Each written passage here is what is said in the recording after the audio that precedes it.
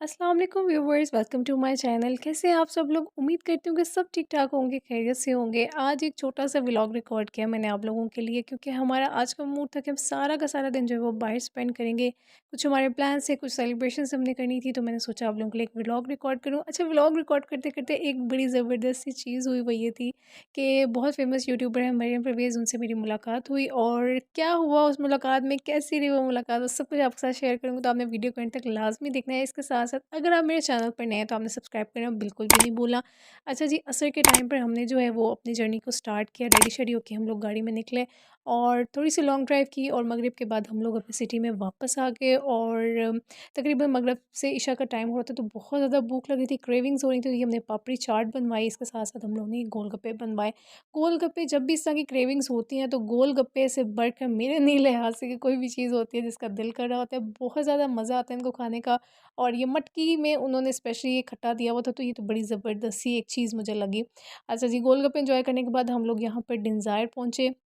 ये एक बहुत ही ज़्यादा मेरा फ़ेवरेट, पर्सनली आई रिकमेंड कि ये बहुत ज़बरदस्त सा एक पिज़्ज़ा रेस्टोरेंट है। मेरी सिटी के जितने भी रेस्टोरेंट्स हैं उनमें सबसे ज़्यादा बेस्ट इसको कहती हूँ। इनफैक्ट बहुत सारे सिटीज़ ऐसे हैं जिनमें मेरा एक्सपोज़र हो चुका है, जहाँ पे मैं जा चुकी हूँ और पर्सनली मैं पिज़्ज़ाज़ एन्जॉय कर चुकी हूँ। बट यहाँ का पिज़्ज़ा आई मस्ट से कि बहुत बेस्ट होता है। अच्छा जी, हम लोग जो थे वो हॉल में आ चुके थे, और इत्तेफ़ाक से ये था कि हॉल बिल्कुल खाली था, कोई भी नहीं आया हुआ था। और बाद में मुझे ये पता चला कि मेरे हस्बैंड ने ऑलरेडी इसको रिज़र्व करवाया। I was so much surprise कि हॉल कैसे खाली हो सकता है, क्योंकि ये तो बहुत ज़्यादा फ़ेमस एरिया है। जब भी जाते हैं तो ये मोस्टली जगह इतनी फ़िल हुई होती है कि आपको बैठने के लिए नहीं जगह मिलती। तो मुझे बाद में मेरे हस्बैंड ने बताया कि मैंने इसको रिज़र्व करवाया। अच्छा जी, ये एसी के पास वाली सीट पर हम लोग जो थे वो सब ने सोचा कि बैठ जाते हैं, क्योंकि गर्मी काफ़ी ज़्यादा हो रही थी। और ये हम लोग जो थे वो अपनी-अपनी जगह पे बैठ रहे थे, और मैं साथ-साथ व्लॉग रिकॉर्ड कर रही थी। और ये देख लें, हॉल आपको दिखाती हूँ।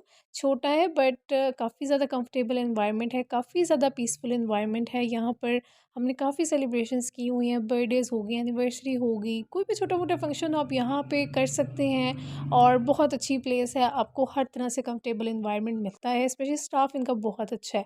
अच्छा जी, यहाँ पर ये मेन्यू कार्ड आ गया, और ये वाला जी क्राउन क्रस्ट पिज़्ज़ा है, ये मैं बहुत दफ़ा खा चुकी हूँ, मुझे बहुत ज़्यादा पर्सनली पसंद है। और हम लोग बस मेन्यू कार्ड देख रहे थे कि क्या खाएँ, क्या खाएँ, क्या खाएँ? अल्टीमेटली जो है वो पिज़्ज़ा खाए बगैर कोई नहीं रह सकता।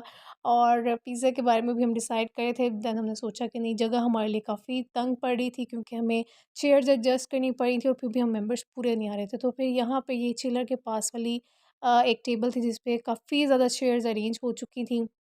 और हम लोगों ने अपनी एक टेबल जो सेट करवाई थी, क्योंकि हम मेंबर्स जो थे वो ज़्यादा थे और सोफ़ा वाली सीट काफ़ी कम पड़ी थी। तो ये जी हम लोग अब हमने सीट चेंज की और हम लोग यहाँ पे शिफ्ट होके बैठ गए।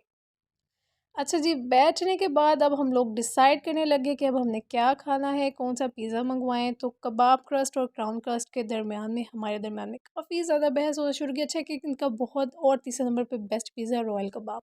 ये भी मुझे पर्सनली बहुत पसंद है, बट अभी हमारा मुँह था कि हम क्राउन या कबाब क्रस्ट में से कुछ मँगवाएँ। तो ये जी हमारी टसल होने के बाद फाइनली हमने डिसाइड कर लिया कबाब क्रस्ट को। और ये देख लें, सारे के सारे जो है ना बंदे अपने मोबाइलों पे लगे होते हैं। मुझे नहीं समझ आती कि फैमिली टाइम में हम लोग क्यों फ़ोन यूज़ करते हैं, बट ओवरऑल ये हमारी बहुत ज़्यादा आदत बन चुकी है कि हम लोग फैमिली टाइम में जो है फ़ोन ज़्यादा प्रेफ़र करते हैं as compared to the family.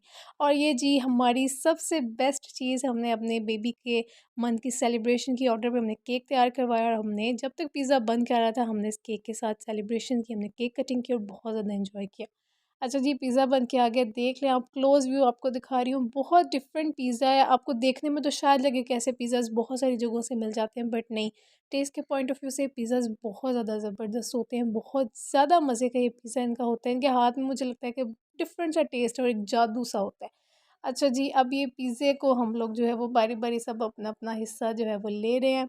और मैं पर्सनली जो है वो पसंद करती हूँ पिज़्ज़ाज़ को, but as compared to this thing मुझे देसी खाना ज़्यादा पसंद है। बट फैमिली में मोस्टली प्रेफ़रेंस यही होती है, फ़ास्ट फ़ूड की तरफ ज़्यादा रुझान है।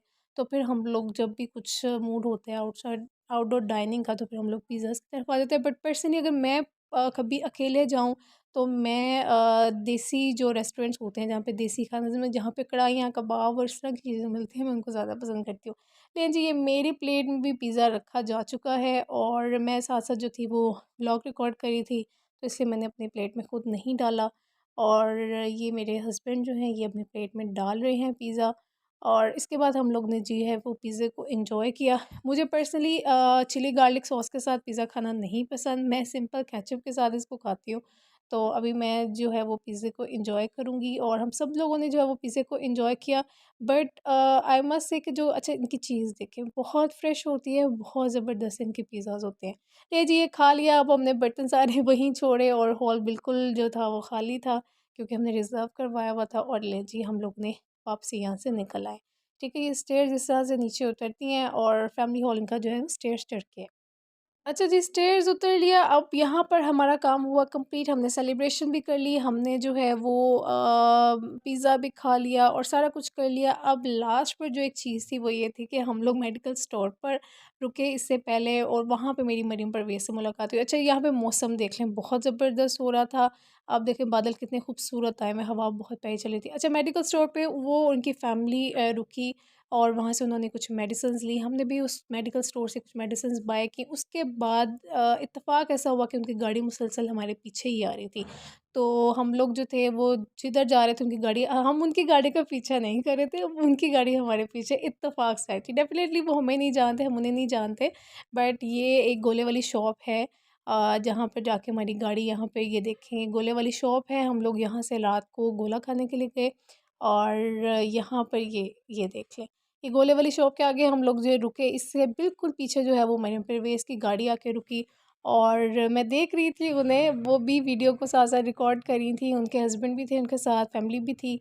बट ये मुझे मुनासिब नहीं लगा कि मैं गाड़ी से उतर के जाऊँ और उनसे बात करने की कोशिश करूँ, उनकी प्राइवेसी को डिस्टर्ब करूँ, तो मुझे बिल्कुल भी ये चीज़ मुनासिब नहीं लगी, क्योंकि फैमिली टाइम में डेफ़िनेटली आप कोई भी डिस्टर्बेंस पसंद नहीं करते।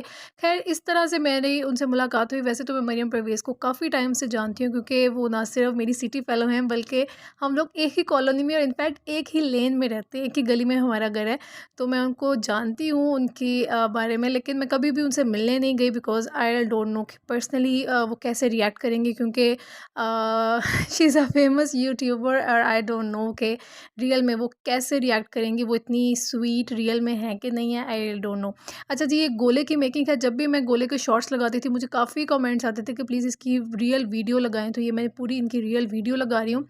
और मेरे लिए डिफरेंट चीज़ थी इस, क्योंकि मैंने मुँह से जब तक भी गोलाज देखे हैं, गोलाज नहीं गोले जब भी बनते देखे, उनमें हमेशा जो थे वो बॉटल्स में होते थे, ये जो सिरप्स होते हैं, बट इन्होंने बकेट्स में रखे हुए थे और उसके ऊपर ये जो वाइट वाइट सी ये रेनबो बनाई है, ये तो बहुत ज़बरदस्त मुझे लगा।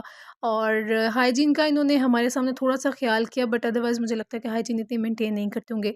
अच्छा गोले का जो जायका है ना, ये वैसे तो बड़े मज़े का देखने में गोला बड़ा डिफरेंट सा लग रहा है, बट जायके के पॉइंट ऑफ व्यू से मैं कहूँगी थोड़ा सा एक्स्ट्रा मीठा है एज़ कम्पेयर टू दूसरे जो गोले होते हैं जो आम शहरों में मिलते हैं।